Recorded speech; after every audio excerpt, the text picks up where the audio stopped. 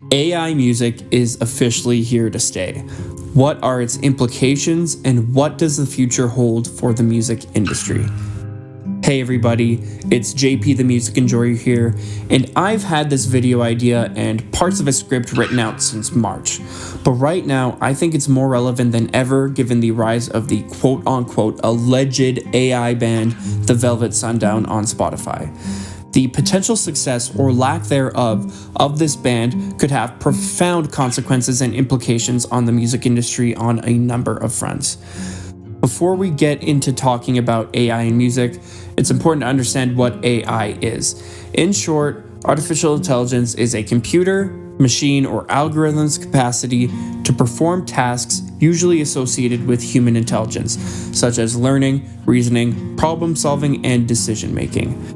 There are several kinds of AI that you may interact with on any given day, such as narrow AI, which performs specific narrow tasks, such as facial recognition, which are often operated under a limited set of contexts. There are also other types of AI, such as theory of mind AI and self-aware AI, the ideas of which scare me beyond belief.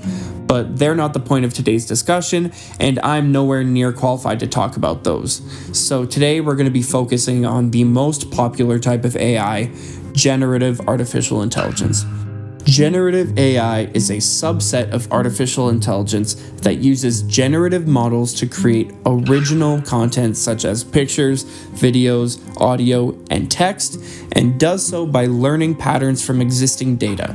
Perhaps the most popular example of generative AI is ChatGPT, that is able to scour the entire internet to generate nearly any potential prompt you ask it, from writing you an essay on ancient Egyptian history to creating a picture of a pregnant Optimus Prime. For many, the issues from generative AI come in the form of the potential environmental damage of some of these generative AI companies and the fact that AI is built directly off the hard work of real human beings and their art. Some may try and argue that this is no different than a human taking inspiration from art they appreciate to make their own piece, but it's really not comparable at all. Someone creating an original piece of art with their own talent and hard work that took months, years, or even decades to master is not the same as an AI algorithm directly copying a piece of art, creating a soulless and generic copy devoid of any talent or work. At its core, art is just as much, if not more, about the journey, the memories, the emotions, and the work it took to make the art as it is the end result of the art itself. Art and the ability to express oneself through it is a uniquely human trait, and boiling it down to typing in a prompt to have an artificial intelligence create it defeats the entire purpose. To learn, to fail, to practice, to put in the necessary work, to pour your heart and soul into something in order to create something beautiful. That's what art is about.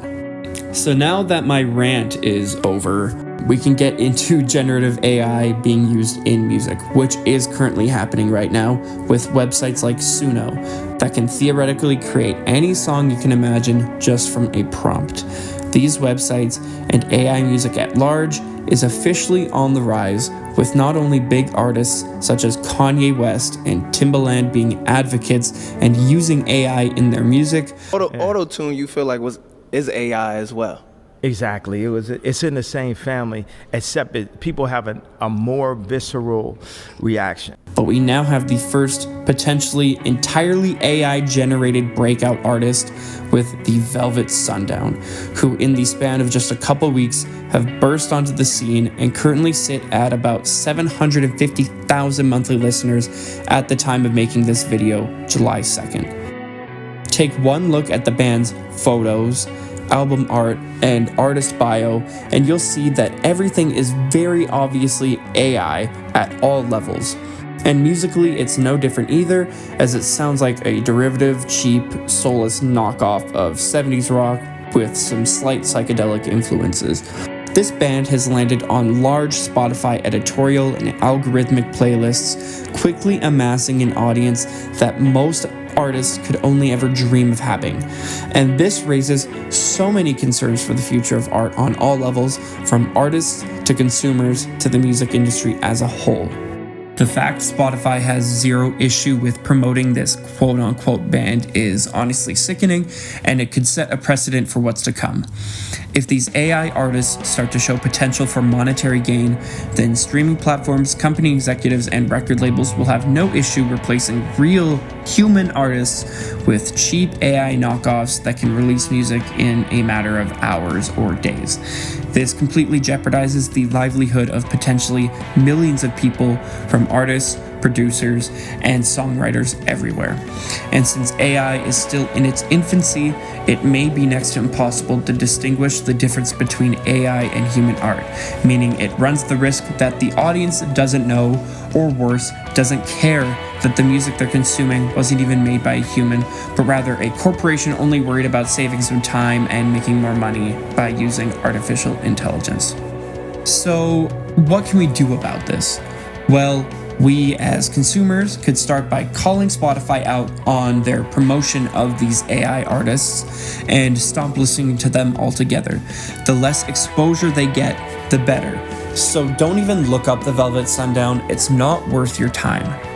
We as consumers have to set that precedent that we won't be interacting with artificially made art. Continue to support small artists, your local scene, record stores, and venues. Now, with all of this being said, not all artificial intelligences are the same, and there may be some potential positives that AI can be used for in the music industry, namely in the production side of things, where it can be used as a tool rather than a crutch. For example, the Beatles song Now and Then that was released in 2023 used a powerful AI algorithm that was able to isolate John Lennon's vocals from a very rough-sounding demo recorded in his apartment in the 70s.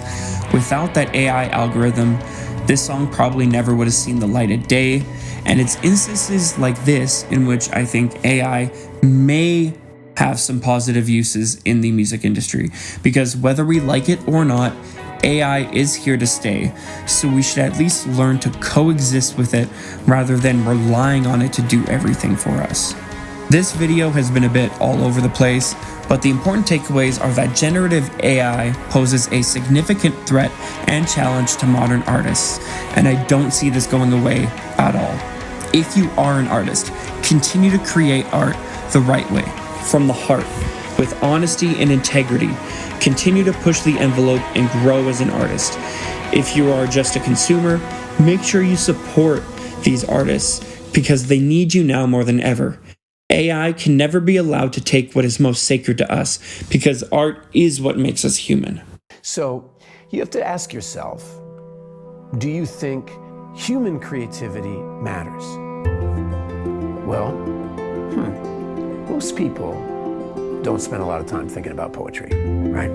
They have a life to live, and they're not really that concerned with Allen Ginsberg's poems or anybody's poems until their father dies. They go to a funeral, you lose a child, somebody breaks your heart, they don't love you anymore.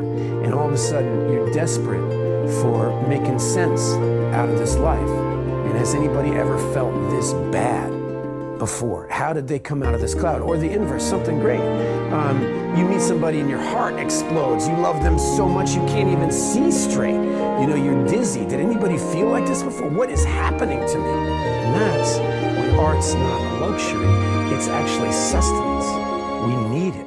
Now, if you're interested in listening to some completely AI-free music, I'd be honored if you gave my recent song, Diminished, by Fallen Letters, a listen. If you're a fan of progressive metal, post-rock, and nu metal, I have a feeling you'll really enjoy this track. I was completely honored to work with this band on this song. I got to play the trumpet solo, and I also got to sing half of the vocals. So if you're interested, I'll leave a link and all that in the description.